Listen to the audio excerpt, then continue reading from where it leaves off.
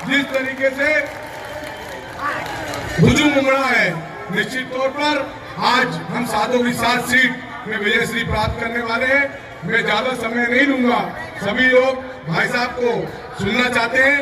बस मैं बहुत बहुत दिल से, कभी गुंडों के साथ, अब तो कमलनाथ जी के साथ तो सट्टे वाले भी जुड़ गए हैं।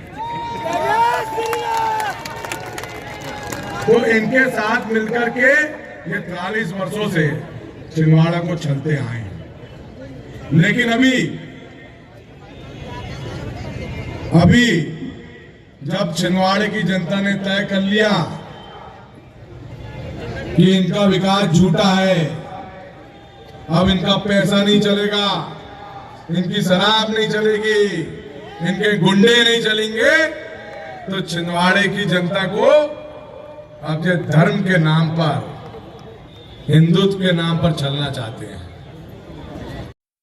देश के अंदर 10 करोड़ गरीबों को शौचालय मिल गए, 4 करोड़ गरीबों को आवास मिल गए, 10 करोड़ लोगों को रसोई गैस के कनेक्शन मिल गए, 50 करोड़ लोगों को देश के अंदर स्वास्थ्य बीमा का, आयुष्मान भारत का कवर मिल गया।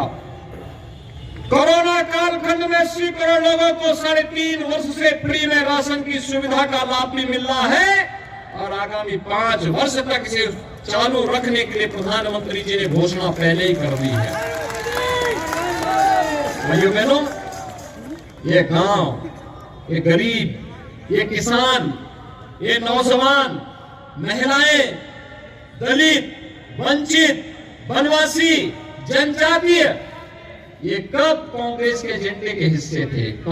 पहले ढांचा हटाएंगे। और भाइयों बहनों, आज आपने देखा होगा ढांचा हट गया, फिर हमने कहा मंदिर बनाएंगे, तो कांग्रेस के लोग फिर हंसते थे, कहते थे कि देखिए ये लोग मंदिर बनाने की बात कर रहे हैं, तिथि नहीं बताएंगे। हमने कहा तिथि भी बताएंगे। और भाइयों बहनों, मंदिर भी बन रहा है और 22 जनवरी को प्रधानमंत्री मोदी जी के कर कमलों से हमला विराजमान भी होंगे।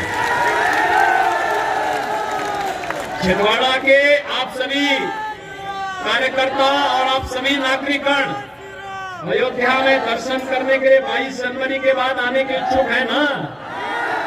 आने के इच्छुक है ना? तो सबसे आसान रास्ता है, विवेक भट्टी साहू को चुनाव जिता करके भेज दीजिए, इनको भोपाल भेजिए, ये अपने आप ही आपको वहां अयोध्या ले जाने की तैयारी कर रहे हैं। सहमत हैं? सभी लोग सहमत हैं? सभी लोग? तो भाइयों बहनों, ये इस चुनाव की अंतिम सभा है। अब इसके बाद आपको घर घर जाना है। मतदान परसों मतदान होना है प्रातः काल से, और अभी से संकल्पित होइए हर व्यक्ति को कमल चुनाव चिन्ह पर। भाइयों बहनों, चुनाव कमल का होना चाहिए, फूल का, फूल, कमल का फूल, ठीक है ना? भूल मत जाना। सोमनाथ मंदिर के पुनरुद्धार का कार्य हो, सुंदरीकरण का कार्य हो, या फिर महाकाल के महालोक की अनुभूति।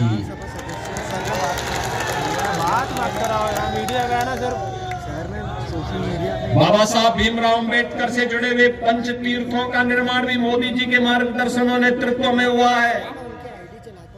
और यही नहीं, 500 वर्षों का इंतजार समाप्त करके अयोध्या में भगवान राम के भव्य मंदिर।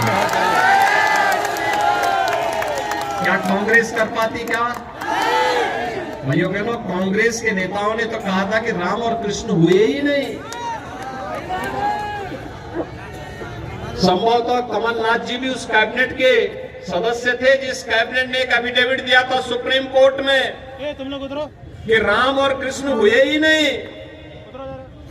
यानी ये राम और कृष्ण के अस्तित्व पर प्रश्न खड़ा करते हैं यहाँ, यानी इसका मतलब सनातन धर्म के अस्तित्व पर प्रश्न खड़ा करते हैं, हमारे अस्तित्व पर प्रश्न खड़ा करते हैं।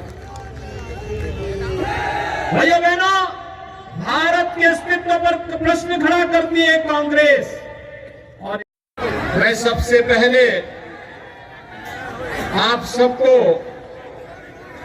आज भैया दूज का पावन पर्व है, इस अवसर पर इस पावन पर्व की हृदय से बधाई देता हूं। भाइयों बहनों, आज प्रातः काल आपने देखा होगा देश के यशस्वी प्रधानमंत्री आदरणीय श्री नरेंद्र मोदी जी झारखंड की धरती पर जाकर के जनजातीय दिवस के अवसर पर भारत माता के महान सपूत, महान स्वतंत्रता संग्राम सेनानी भगवान बिरसा मुंडा को श्रद्धांजलि देने के लिए स्वयं वहां पहुंचे थे। इस अवसर पर जनजातीय दिवस आयोजन के कार्यक्रम में प्रधानमंत्री जी ने देश के नाम अपने महत्वपूर्ण संदेश में देश के जनजातीय समुदाय के उत्थान के लिए किए जा रहे प्रयासों और परियोजनाओं का लोकार्पण भी किया। जनजातीय दिवस के अवसर पर देश भर के सभी जनजातीय समुदाय भाई बंधुओं के प्रति मैं हृदय से बधाई देता हूं, अपनी शुभकामनाएं देता हूं। भाइयों बहनों, छिंदवाड़ा विधानसभा वास्तव में प्रकृति की गोद में बसा हुआ,